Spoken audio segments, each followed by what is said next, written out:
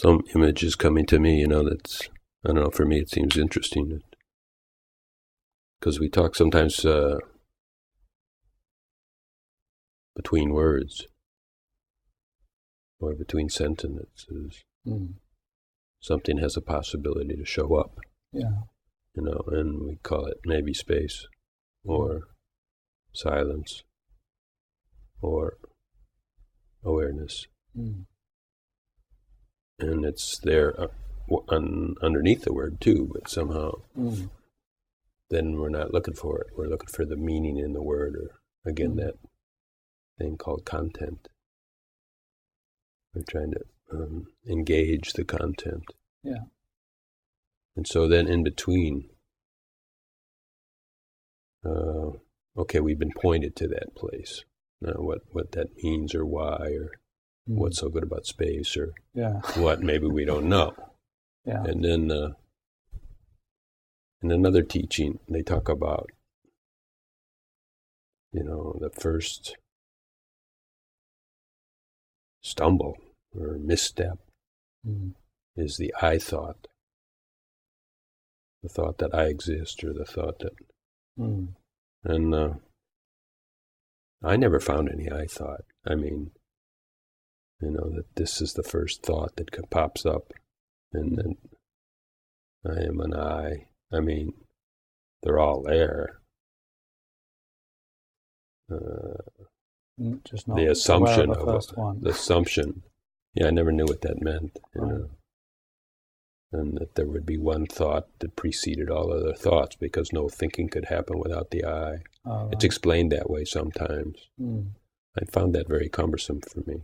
Yeah. And it really didn't mean anything. It was just something to say, yeah, of course. Yes. But when you look at it,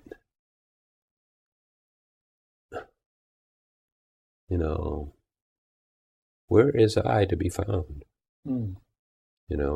We find it in memories, but memories are thoughts.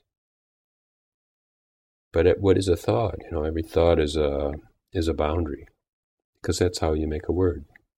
Right. Say is and then is not. Every thought is a boundary. Yeah, they're just little forms, aren't they? All forms have shapes, which is the same way as saying limitation, boundary. So every boundary automatically makes an observer of that boundary. If you follow me. Okay, yeah, just about. Well, I mean, you can't distinguish a boundary. You, yeah. If you can't distinguish, it takes a who to distinguish a boundary. Okay. So in that sense, every thought is an I thought.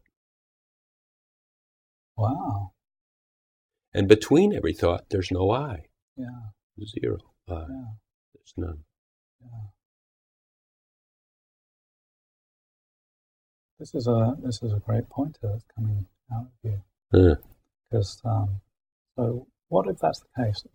You were playing with what ifs earlier. Yeah, right. So what if it's true that every thought is an I thought? So, not a bad thought, not a nasty I thought. Just by its nature, that's how you identify a boundary, is by having a who that looks at it. Sure, but if every thought is an I thought, then every thought is the beginning of the illusion, isn't it? Absolutely. Right. So this whole awakening is what we're speaking about is seeing through the illusion, isn't it? Something sees through the illusion. Right. So then here's what I was thinking. I'll check this out and see how you like it. So then... I like it already. Oh, yeah. Smile on your face.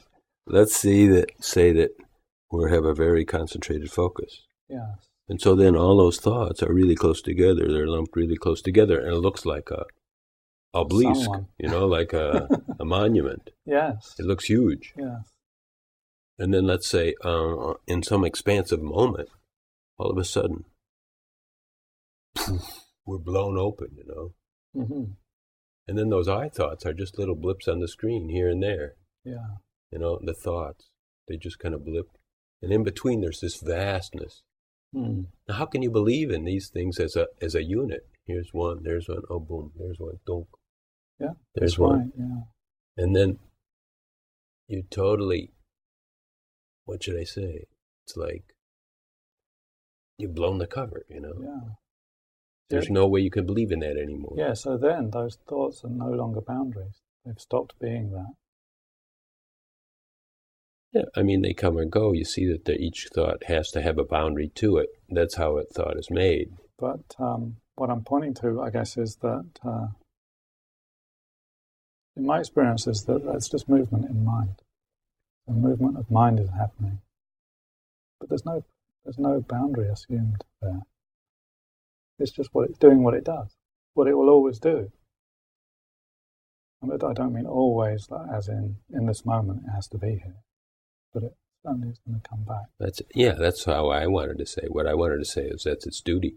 Don't fault it for that. No, it's doing the very best it can.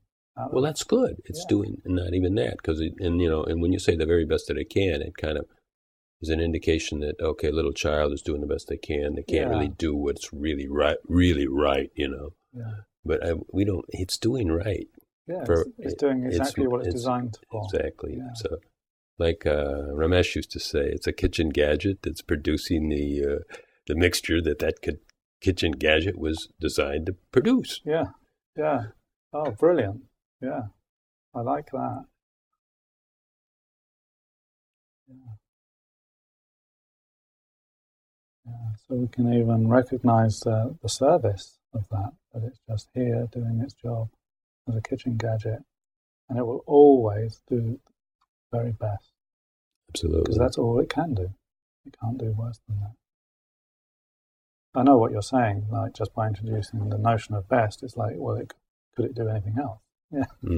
No, that's fine. It's just by taking the thing and saying, it's a kitchen gadget doing its best it can, you're taking away the judgment that I shouldn't be thinking this thought, or the mind is taking me down.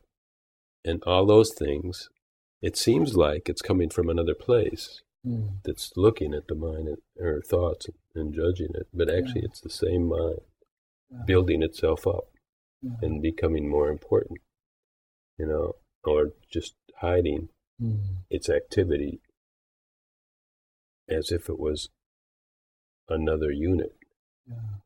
Yeah, what I love about what you're saying is there's an innate kind of tenderness in it that is not going to confront the mind and make it wrong. Who's going to confront it? Yeah, it's going to confront itself. Only. That's what you're saying, isn't it? Only. So by including it instead of excluding it, I feel that's such a powerful thing what you're suggesting here, because it can bypass this defense mechanism. I've got to defend something here. It's kind of what if nothing needs defending? Everything is exactly as it should be. Everything is just a kitchen gadget doing its proper job. Then where are we? Yeah. We're at rest. Yeah.